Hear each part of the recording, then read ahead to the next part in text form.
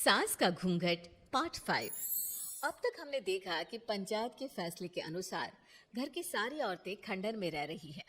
अब देविका के सामने सबसे बड़ी चुनौती ये है कि घर की औरतों को आत्मनिर्भर कैसे बनाया जाए। देविका ये सब सोच ही रही थी कि तभी उसकी नजर मिट्टी के बर्तनों पर गई। अरे, ये इतने सुंदर सुंदर मिट्टी के बर्तन किसने बनाए हैं? ये बर्तन तो माँ जी और चाची जी ने बनाए हैं। अरे वाह, इतने सुंदर बर्तन तो मैंने आज तक नहीं देखे। माँ जी, चाची जी, आपने ये कहाँ से सीखा? अरे बहू, ये तो हम बचपन से बनाते आ रहे हैं। ये स्टील, पीतल और कांच के बर्तन तो अब चले हैं। पहले तो मिट्टी के बर्तन में ही लोग खाना खाते थे। ठीक है, तो हम दोबारा से मिट्टी के बर्तनों में लोगों को खाना खाना सिखाएंगे। वीना दीदी और सुजाता भाभी, आप दोनों बताओ, आप दोनों को क्या क्या आता है? मुझे तो खाना अच्छा बनाना आता है। बस खाना बनाने के अलावा मैंने कभी कुछ किया ही नहीं। और वीना दीदी, आप बताओ, आपको क्या क्या आता है? पता नहीं, मैंने बचपन से यही सुना है कि लड़कियों को ये नहीं करना चाहिए, लड़कियों को वो नहीं करना चाहिए, इसलिए मैंने कभी कुछ किया ही नहीं। देविका, वीना को सिलाई, कढ़ाई और बुनाई बहुत अच्छी आती है।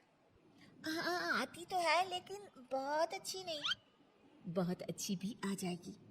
अब देविका और बाकी सभी औरतें गांव में सबके घर जाती हैं और गांव की सभी औरतों से मिलकर कहती हैं, भाभी जी, अगर आपको अपने या अपने घर वालों के लिए कपड़े सिलवाने हो तो आप मुझसे ही सिलवाना। बहन जी, मिट्टी का चूल्हा, बर्तन या मटका बनवाना हो तो मुझसे ही बनवाना। मैं और विमला दीदी आपके घर के सारे बर्तन बना देंगे। भाभी, आप कभी किसी काम में व्यस्त हो और खाना ना बना पाओ ना, तो आप मुझे बता देना, मैं आपके घर के लिए खाना बना दूंगी। वो क्या है ना, आप तो सारा दिन खेतों में काम करती हो और कभी कभी खाना भी नहीं बना पाती होंगी, इसलिए। इस तरह घर की औरतें जी जान से अपने अपने कामों में लग जाती है। धीरे धीरे उनका काम बढ़ जाता है और वो अपने खंडहर को ठीक करने में लग जाती हैं। वहीं दूसरी ओर घर के सारे आदमी घर का काम संभाल नहीं पा रहे थे। अरे भाई कल्याण, चाय तो पिला दे, जमाना हो गया अच्छी चाय पिए हुए। आप बिना घर के दामाद से क्या क्या काम करवाते हैं? अभी लाता हूँ चाय। कल्याण, तुम दामाद नहीं बेटे हो, इसलिए इस घर के सुख दुख, घर के काम और बाहर के कामों में तुम्हारा सहयोग तो होना ही चाहिए ना। इतने में कल्याण चाय बनाकर ले आता है। जैसे ही सचिन चाय पीता है तो उसके मुंह से चाय निकल जाती है। जीजा जी, ये क्या बनाया है, इतनी कड़वी चाय? इससे अच्छा तो करेले का जूस होता है। देख सचिन भाई, मैं तो ऐसी ही चाय बनाता हूँ, पीनी है तो पी, नहीं पीनी है तो अपने आप बना ले। मैं खाना बनाने जा रहा हूँ और अकेला नहीं बना सकता, आप में से कोई मेरी मदद करो। सचिन मेरी चाय की बुराई कर रहे थे ना, तुम जाओ अब खाना बनाओ। सचिन और मोहन दोनों खाना बनाने में लग जाते हैं। मोहन भिंडी काट कर कढ़ाई में छोड़ देता है और उसमें पानी डाल देता है। आपने भिंडी में पानी क्यों डाला? शायद पानी नहीं डलता, पता नहीं, लेकिन माँ ने कभी भिंडी में पानी नहीं डाला था। लेकिन बिना पानी के भिंडी बनेगी कैसे, मतलब गलेगी कैसे? बिना पानी के बनाएंगे तो चिपक नहीं जाएगी कढ़ाई से? पता नहीं, चलो देखते हैं कैसे बनती है भिंडी। भैया, कितने दिन हो गए ना अच्छा खाना खाए हुए। खाना तो सुजाता बनाती है, इतना मज़ेदार खाना कोई और बना ही नहीं पाता। सचिन और मोहन खाना तैयार करके ले आए। सभी आदमी खाना खाने लगे। खाना बना तो बहुत बुरा था, लेकिन किसी ने बिना कुछ कहे खाना खा लिया।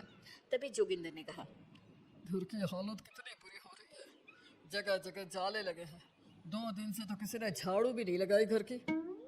हाँ, और घर में गंदे कपड़ों के ढेर लगे हैं, मेरे पास तो ये आखिरी कुर्ता ही बचा है पहनने के लिए। कल्याण, मोहन, तुम किसी नौकर को रख लो ना। हमने एक दो लोगों से बात की थी नौकर के लिए, लेकिन कोई घर में काम करने के लिए तैयार ही नहीं है। गांव के सभी लोग खेतों में ही मजदूरी कर रहे हैं। घर के सभी आदमी घर के काम में लगे रहते हैं, तो वो अपने खेतों पर भी ध्यान नहीं दे पाते और उन्हें हर महीने आर्थिक रूप से नुकसान उठाना पड़ता है। धीरे धीरे उनके घर की हालत खराब होने लगती है। एक दिन कल्याण सबसे कहता है, घर को तो औरत ही संभाल सकती है, हमारे बस का नहीं है घर संभालना। हमें किसी तरह से उस सब को वापस इस घर में लाना ही होगा। अरे कल्याण बेटा, पंचायत का फैसला था कि औरतें हमसे माफी मांगे, लेकिन उन्होंने माफी नहीं मांगी। अब हम उन्हें बुलाने गए तो उल्टा हमें ही अपनी अपनी पत्नियों से माफी मांगनी पड़ेगी। हमें कोई ऐसा रास्ता निकालना होगा कि वो मजबूर हो जाए हमारे पास आने के लिए। बापू, उन सभी ने अपने अपने काम शुरू कर दिए हैं, क्यों ना हम सबके काम में नुकसान कर दें, इससे वो मजबूर हो जाएंगे हमारे पास आने के लिए। भैया, ये कैसी बात कर रहे हो? इससे वो मजबूर नहीं होंगी बल्कि और भी ज्यादा गुस्सा हो जाएंगी। मैं तो बोल रहा हूँ शराफत से जाकर माफी मांग लेते हैं। मुझे यकीन है कोई माफ करे ना करे, माँ तो जरूर हमें माफ कर देंगी। नहीं सचिन, अगर हमने माफी मांगी तो ये सारी औरतें हमारे सर पर चढ़कर नाचेंगी। हमें इनके सामने छोटा नहीं होना है। मोहन, कल्याण, तुम दोनों आज से ही काम शुरू कर दो। बस फिर क्या था, घर के सभी आदमी लग गए काम पर। मोहन और कल्याण रात को खंडहर में पहुंचे और उन्होंने सारे मिट्टी के बर्तन तोड़ दिए। उसके बाद वीना ने जो कपड़े तैयार करके रखे थे वो सारे कपड़े उन्होंने फाड़ दिए। सुबह जब घर की औरतों ने ये सब देखा तो परेशान हो गई। अरे, ये सारे बर्तन किसने तोड़ दिए? माँ, किसी ने मेरे सिले हुए कपड़े ही फाड़ दिए। ये हरकत कौन कर सकता है? और कौन करेगा भाभी, ये सब उन आदमियों की हरकत है।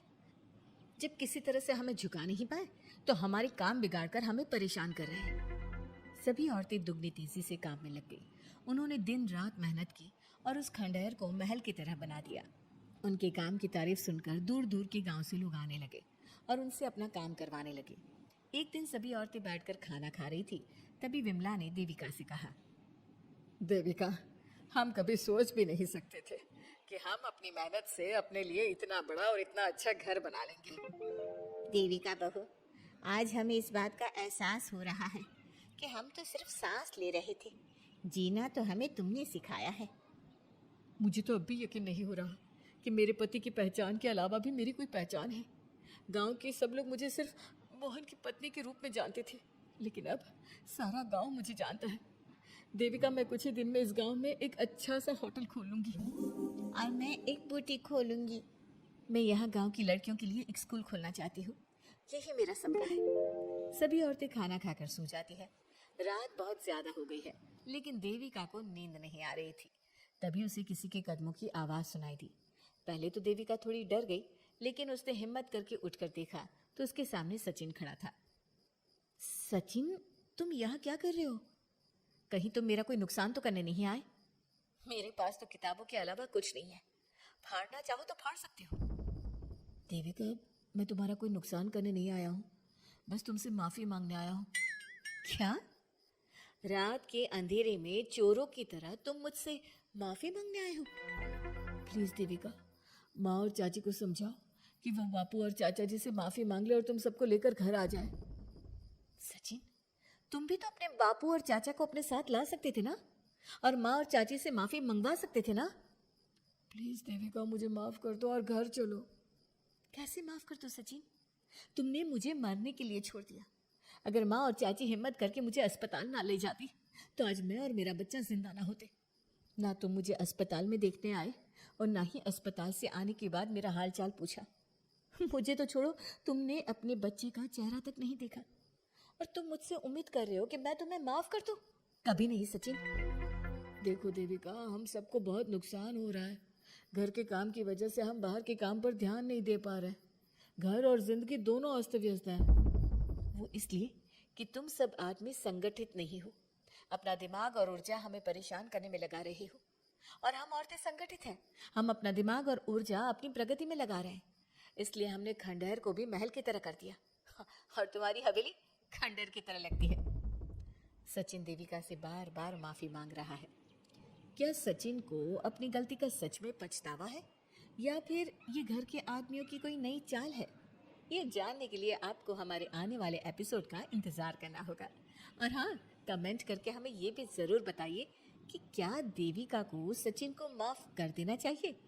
क्या उसे सब कुछ भूलकर सचिन के साथ अपना घर बसाना चाहिए, या फिर सचिन को भूल जाना चाहिए?